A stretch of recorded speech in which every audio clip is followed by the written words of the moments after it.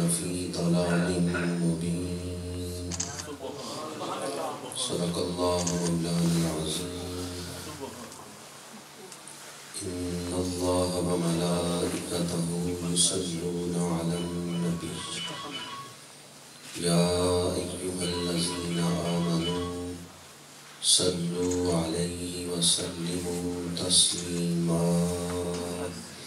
الصلاة والسلام علیکہ یا رسول اللہ وعلی آلکہ واصحابکہ یا حبیب اللہ الصلاة والسلام علیکہ یا خطیب الانبیاء والمرسلین وعلی آلکہ واصحابکہ یا رحمة للعالمین۔ قابل صد احترام علماء کرام، بالخصوص مبلغ اسلام فخر اہل سنت حضرت مولانا عبدالرشید شریفی صاحب زید مجدہ، فخر اہل سنت مبلغ اسلام حضرت مولانا صاحبزادہ طاہر مصطفیٰ صاحب، انتہائی قابل احترام برادران اسلام، حاضرین و سامعین، اس وقت میں اور آپ اپنی زندگی کی ایک تاریک رات کو ذکر رسول سے روشن کر کے بیٹھے ہوئے ہیں۔ اس وقت ہم اللہ کے محبوب سید الانبیاء رحمت للعالمین صلی اللہ علیہ وآلہ وسلم کا ذکر پاک کر رہے ہیں۔ حضور کی ذات رحمت ہے تو آپ کی بات بھی رحمت ہے۔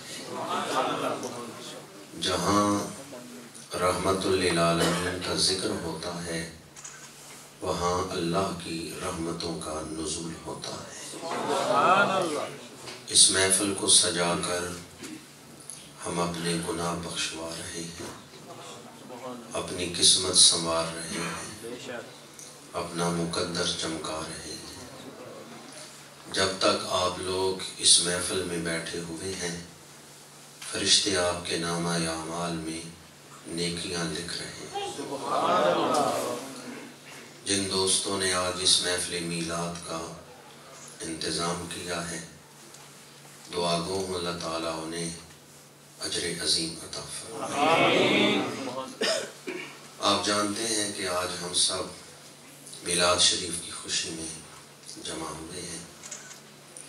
اسلامی کیلنڈر کے اعتبار سے یہ ربیع الاول شریف کا مہینہ ہے اور اس کی 12ویں صبح مکہ کی سرزمین، جبل قبیس کا دامن، حضرت عبداللہ کا گھر، حضرت بی بی آمنہ کی گود، امام الانبیاء صلی اللہ علیہ وآلہ وسلم کی ولادت باسعادت ہوئی۔ آئیں ذرا تاریخ اٹھا کر دیکھیں کہ حضور کی تشریف آوری سے پہلے دنیا کے حالات کیا تھے اور حضور تشریف لائے تو دنیا کے حالات میں کیا تبدیلی آئی۔ اعلیٰ حضرت شاہ احمد رضا خان بریلوی رحمۃ اللہ تعالیٰ علیہ فرماتے ہیں، باغ میں خزاں ہو تو پھول مرجھا جاتے ہیں، کلیاں بکھر جاتی ہیں، پتے گر جاتے ہیں، درختوں کی ٹہنیاں ننگی ہو جاتی ہیں، باغ میں اداسی چھا جاتی ہے، لیکن جب بہار آتی ہے تو پھول کھلتے ہیں، کلیاں مہکتی ہیں، انادل چہچہاتے ہیں، ایک شادابی اور ہریالی باغ میں آ جاتی ہے۔ بہار آئے تو باغ میں سرور کی کیفیت پیدا ہو جاتی ہے۔ پھول کیوں کھل رہے ہیں کہ بہار آ گئی ہے، کلیاں کیوں چٹک رہی ہیں کہ بہار آ گئی ہے، بلبلیں کیوں چہک رہی ہیں کہ بہار آ گئی ہے۔ تو اعلیٰ حضرت فرماتے ہیں کہ کہ پھول تو کھلتے ہیں جب بہار آئے، بہار اپنے ساتھ پھول اور رونقیں لے کے آتی ہے، لیکن سوال یہ ہے کہ بہار کب آتی ہے؟ پھول کھلتے ہیں جب بہار آئے، اور بہار آتی ہے جب سرکار تشریف لے۔ وہ سوئے لالا زار پھرتے ہیں، تیرے دن اے بہار پھرتے ہیں۔ اور دوسرے مقام پہ اعلیٰ حضرت لکھتے ہیں، نعمتیں بانٹتا جس سمت وہ ذیشان گیا، ساتھ ہی منشی رحمت کا قلم تان گیا۔ یورپ کا ایک سکالر ہے مسٹر برفا، اس کی کتاب ہے the making of human being.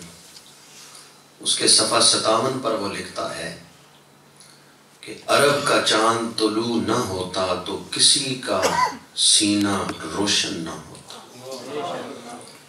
6 صدی عیسوی میں اس دنیا کی جو حالت تھی، لوگ جس ڈگر پہ چل رہے تھے، اگر اسی ڈگر پہ چلتے رہتے تو یہ دنیا جانوروں کے رہنے کی جگہ ہوتی، یہاں انسانیت نہ نظر آتی۔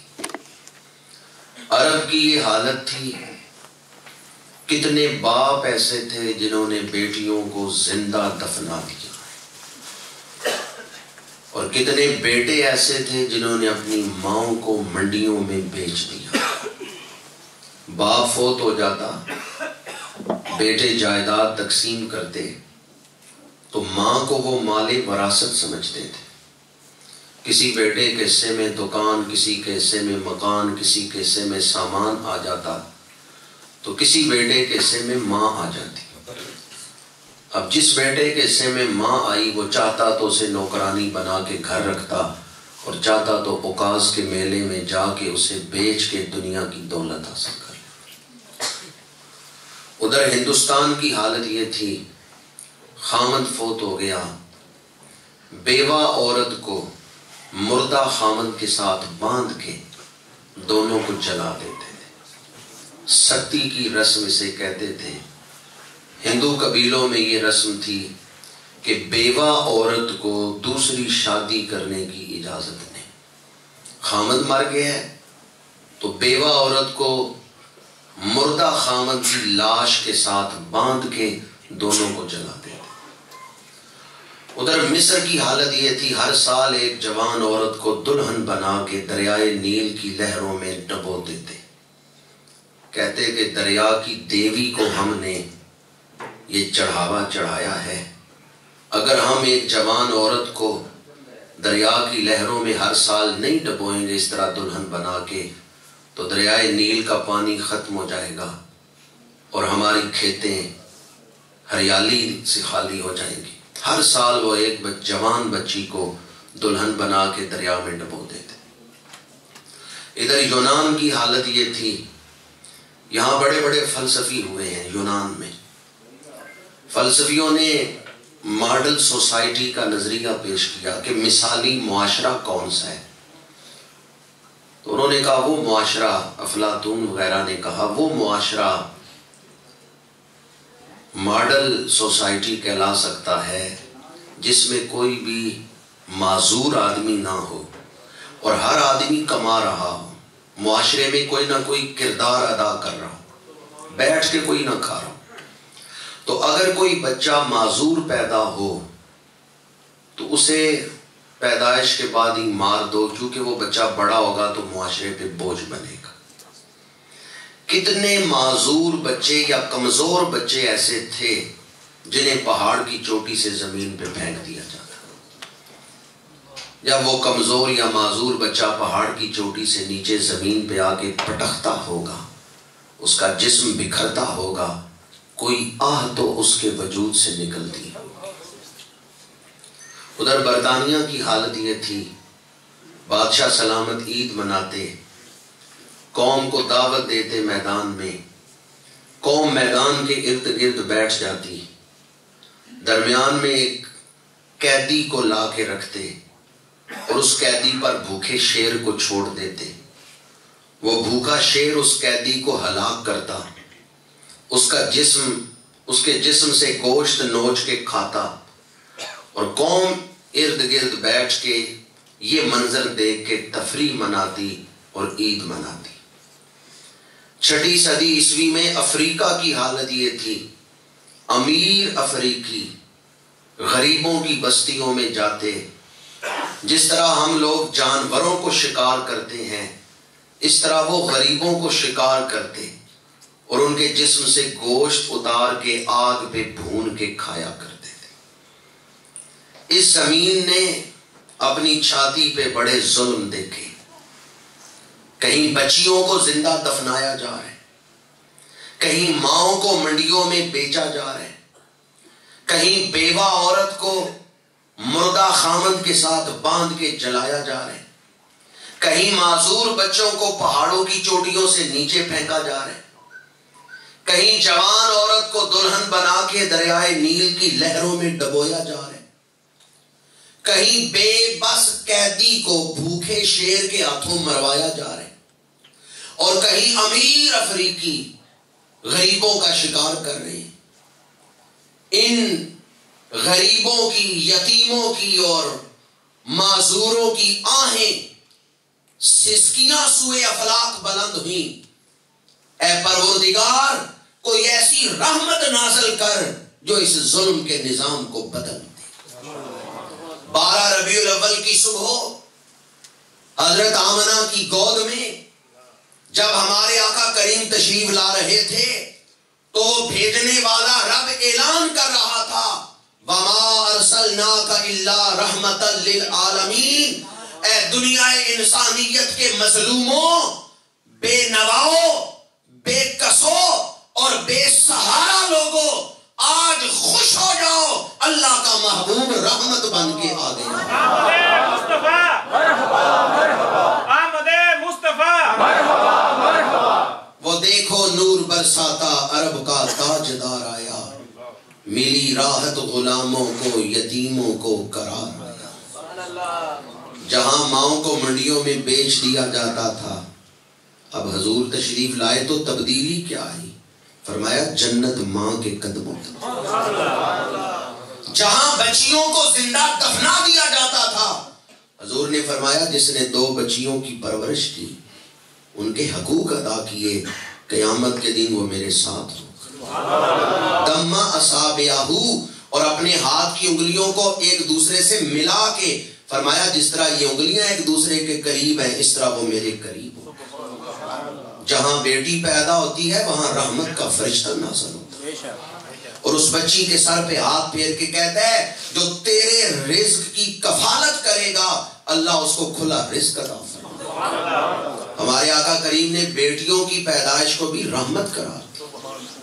بیوہ عورت کو دوسری شادی کا حق نہیں، حضور تشریف لائے، فرمایا 4 مہینے 10 دن عدت گزار کے بیوہ عورت دوسری شادی کر سکتی۔ مصر میں ہر سال ایک عورت کو، جوان عورت کو دلہن بنا کے دریائے نیل میں ڈبوتے اور مصری جشن مناتے۔ جب مسلمان وہاں مصر میں پہنچے، حضرت عمر بن عاص کی حکومت، صحابی رسول ہیں حضرت عمر بن عاص، سواری پہ بیٹھے ہیں، مصر کے بازار سے گزر رہے ہیں، دیکھا مصری ایک جلوس لے کے آ رہے ہیں اور آگے ایک دلہن کو ایک سواری پہ بٹھایا ہوا ہے۔ حضرت عمر بن عاص نے مصریوں سے پوچھا اس جوان عورت کو دلہن بنا کے کہاں لے کے جا رہے ہو؟ مصریوں نے کہا ہم اسے دریا میں ڈبوئیں گے، پانی بڑھ جائے گا اور پھر ہماری فصلیں سیراب ہوں گی، زمینیں سیراب ہوں گی، فصلیں خوب ہوں گی۔ آپ نے فرمایا اس بچی کو تم ناحق قتل کرو گے تو تمہاری فصلیں سیراب ہوں گی۔ انہوں نے کہا اگر ہم اس بچی کو دریائے نیل میں نہیں ڈبوتے تو ہم بھوکے مر جائیں گے۔ یہ ان کا توہم تھا، ایک وہم تھا ان کا۔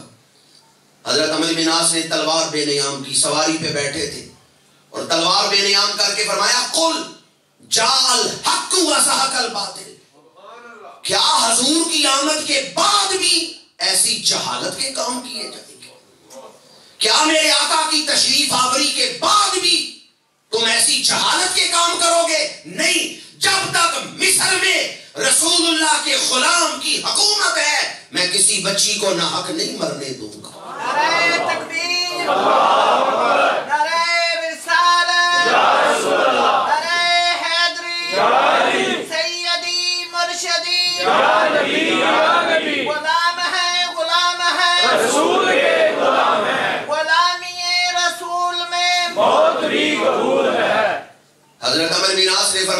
بچی کو واپس لے جاؤ، جب تک مصر میں رسول اللہ کے غلام کی حکومت ہے میں کسی بچی کو ناحق نہیں مرنے دوں گا۔ لوگوں نے کہا پھر پانی کا انتظام کون کرے گا؟ اگر ہماری فصلیں نہ ہوئی تو کون ذمہ دار ہوگا؟ حضرت عمر بن عاص نے فرمایا پانی کا انتظام ہمارا خلیفہ عمر بن خطاب کر لے گا۔ پھر حضرت فاروق اعظم نے ایک خط لکھا تھا دریا کی طرف، اگر تو میرے رب کے حکم سے چلتا ہے تو اللہ کا بندہ عمر تجھے حکومت دیتا ہے، حکم دیتا ہے کہ پہلے سے زیادہ روانی سے چلنا شروع کر دے، اور اگر میرے رب کے حکم سے نہیں چلتا تو مجھے تیرے پانی کی کوئی ضرورت نہیں۔ آج تک دریائے نیل پھر خشک نہیں۔